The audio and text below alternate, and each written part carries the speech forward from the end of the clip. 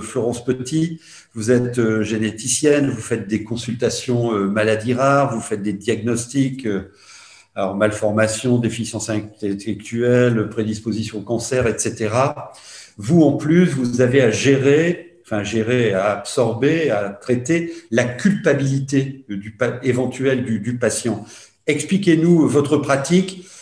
Oui, bonsoir à tous. Donc effectivement, je peux rebondir sur ce qui a été dit. Donc, ce dont on n'a pas parlé, c'est qu'il y a aussi deux situations dans l'annonce. Il y a des annonces qui sont attendues. Un patient qui est en errance diagnostique depuis longtemps et auquel cas, effectivement, comme le disait le professeur Achula, ça peut être au contraire un soulagement. Et puis, il y a des annonces qui sont attendues également dans le cadre de ce qu'on appelle le diagnostic prédictif, c'est-à-dire ce sont des patients qui vont venir nous voir en consultation parce qu'ils connaissent l'existence d'une maladie héréditaire dans leur famille.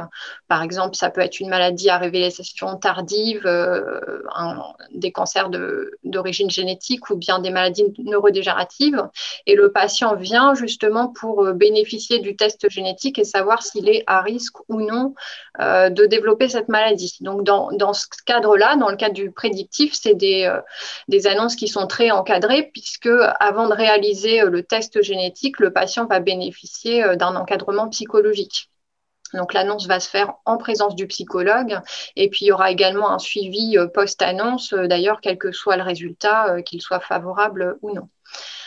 Donc nous, en génétique, donc on a dit 80% des maladies rares sont d'origine génétique. Donc on est confronté également à la dimension familiale.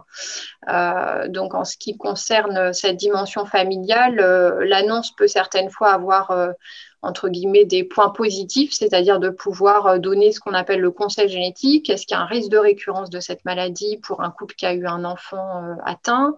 Qu'est-ce qu'on peut proposer dans le cadre, par exemple, d'un projet parental? Donc ça, c'est les aspects qu'on peut montrer comme positifs. Mais ensuite, il y a également quelles autres personnes de la famille peuvent être à risque et qui est-ce qu'on doit dépister. Et donc là, le patient se retrouve un petit peu en position de devoir en discuter avec sa famille, donc transmettre l'information à la parentèle.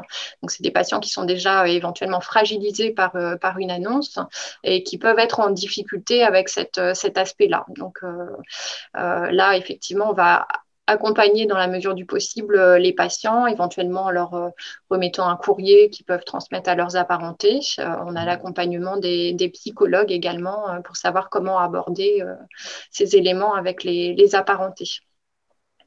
Et puis, pour ouvrir un petit peu aussi les différentes situations possibles, là, on parle d'annonce diagnostique, mais on est également des fois confronté à une annonce de non-diagnostic. Et ça peut être difficile aussi à vivre, par exemple pour des patients qui sont suivis depuis longtemps et puis pour lesquels on a pu proposer des analyses très poussées comme un séquençage de l'exome, c'est-à-dire de l'ensemble des gènes, ou un séquençage du génome même.